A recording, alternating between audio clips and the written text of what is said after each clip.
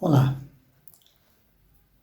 Prosseguindo no estudo do Evangelho segundo o Espiritismo, no seu capítulo 14, Honrai a vosso pai e vossa mãe, hoje vamos analisar o item Quem é minha mãe?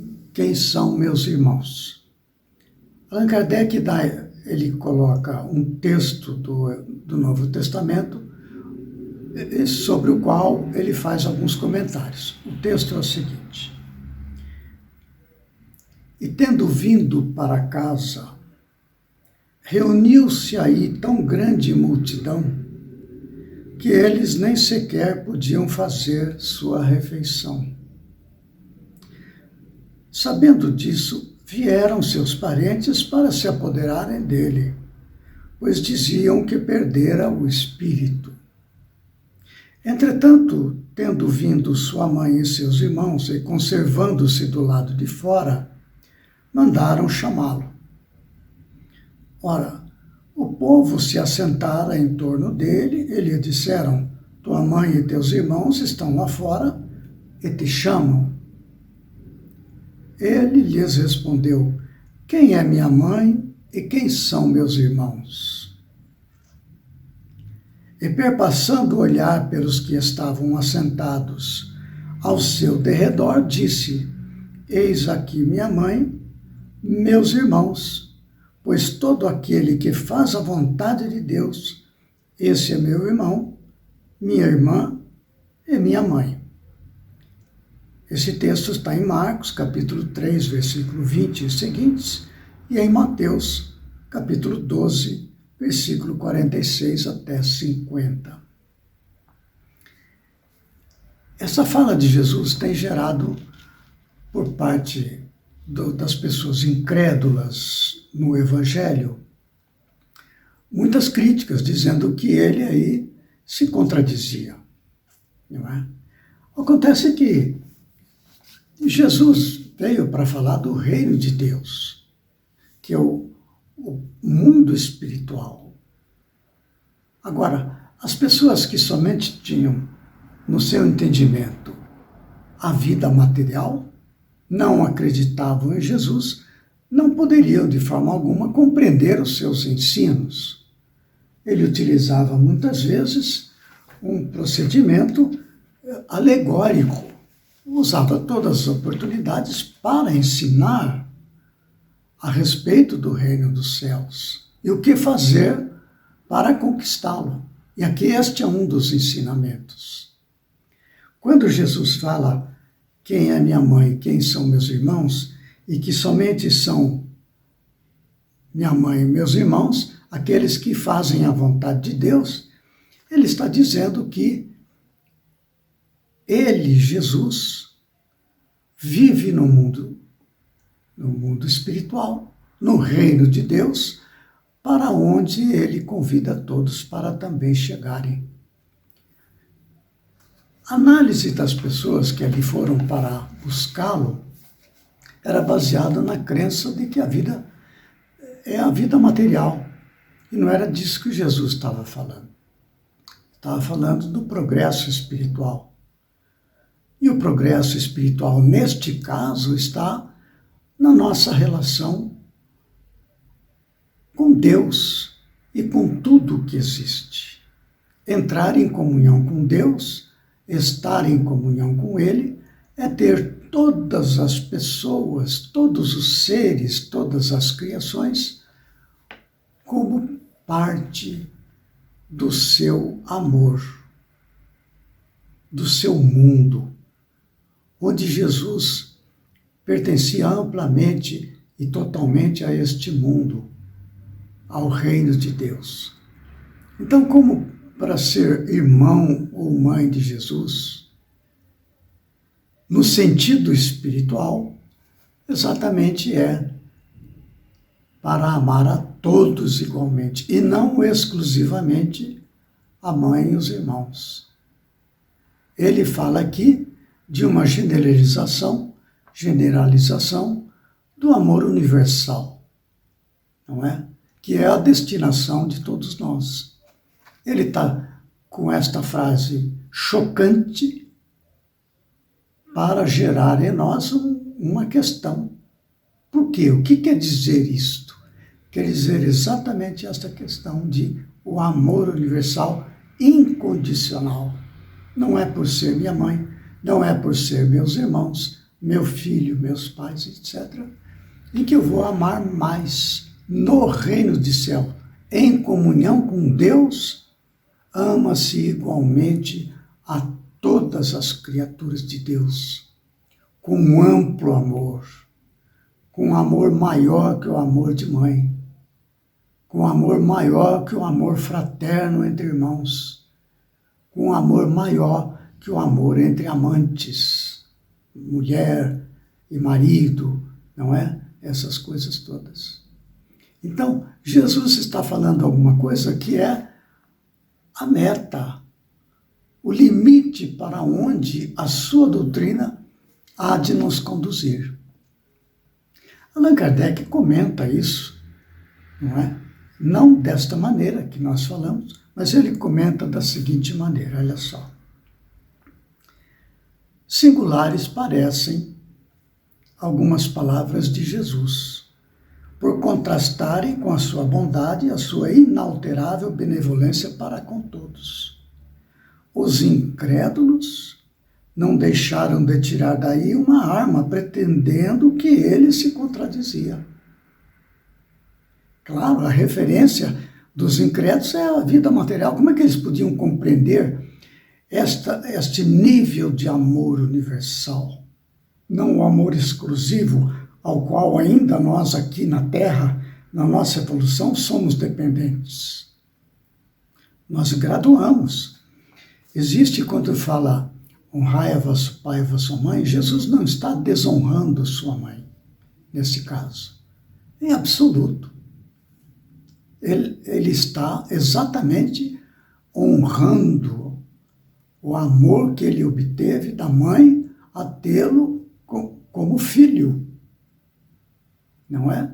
E ele, então, fazendo o melhor que pode, do ponto de vista espiritual, foi para sua mãe, e ainda é até hoje, a maior honra que ela poderia obter de seu filho.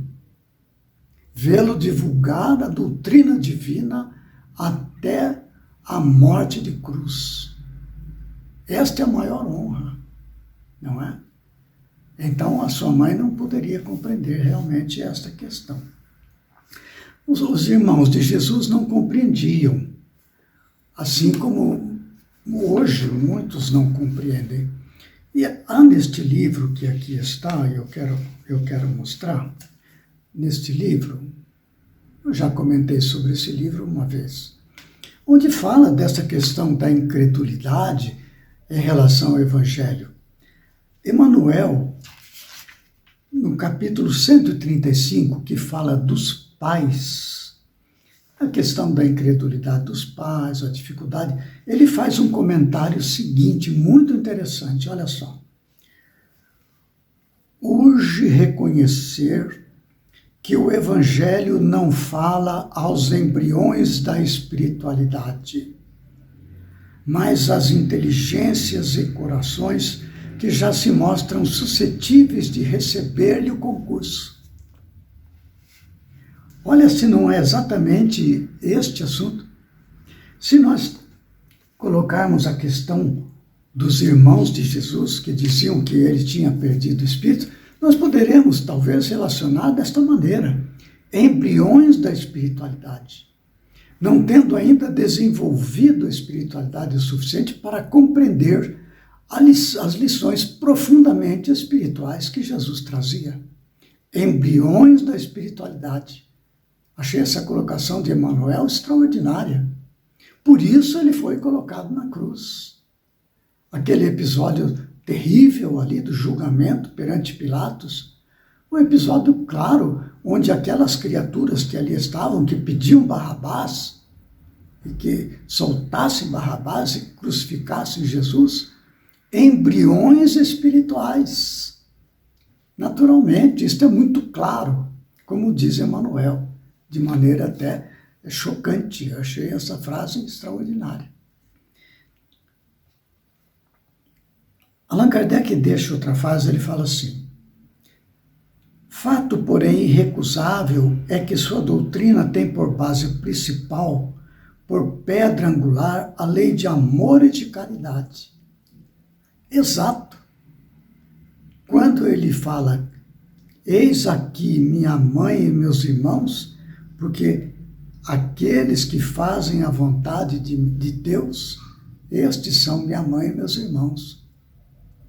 Fazer a vontade de Deus, ou seja, amor e caridade. É a doutrina dele. Ele vivia amplamente a vida de amor e caridade. Ele é a própria expressão de amor e caridade. Não poderia ele repudiar a sua mãe e ao mesmo tempo não repudiar seus irmãos. Porque ele compreendia a situação dos irmãos. Ele não os desprezava ou ignorava absolutamente, apenas cada um no seu lugar. Agora, dizer que ele não amava a mãe dele, isso não tem o menor sentido, não é? Tanto que, quando houve aquele julgamento em Jerusalém, onde Jesus foi encaminhado para a crucificação, a gente vê o cuidado de Jesus na cruz com a mãe dele. Há nesse livro aqui a descrição, esse livro sobre o qual também já falei alguma coisa. Há a descrição daqueles momentos extraordinários, não é? Onde acontece a crucificação. Isso está no capítulo 8º deste livro, no grande dia do Calvário. Ali há uma descrição em que Emmanuel, que escreve o livro, ele relata a respeito deste momento. Ele fala assim, depois que houve o julgamento de Pilatos, Emmanuel fala assim, ao lado do mestre, não se via mais a carinhosa assistência dos discípulos e seus numerosos seguidores. Apenas algumas mulheres, entre as quais se destacava o vulto impressionante e agoniado de sua mãe, o amparavam afetuosamente no doloroso e derradeiro transe. Então vejam a situação da mãe, do amor imenso da mãe para com o filho. Nela se sobressaía o amor maternal. Ela não compreendia a doutrina de Jesus. O que ela tinha por Jesus era um amor extraordinário. Tanto que ela acompanhou totalmente o episódio da crucificação, do julgamento e da crucificação. E há uma passagem aqui onde Jesus demonstra o seu cuidado com Maria, no Evangelho de João, capítulo 19, no versículo 25, diz assim, seguindo este relato de Emmanuel, e junto à cruz de Jesus estava sua mãe, e a irmã de sua mãe, Maria, mulher de Clopas, e Maria Madalena. Ora, Jesus, vendo ali sua mãe, e que o discípulo a quem ele amava estava presente, disse à sua mãe, mulher, eis aí o teu filho. Depois disse ao discípulo, eis aí tua mãe.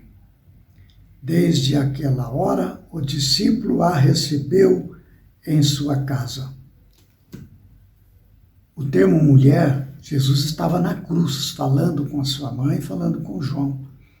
Então, o cuidado de Jesus de não deixar a sua mãe sem apoio. E ele, então, destina o seu apóstolo amado para que cuide de sua mãe. E que a sua mãe reconheça nele o seu filho. É um cuidado extremamente amoroso de Jesus, que estando na cruz, à beira da morte, cuida da sua mãe.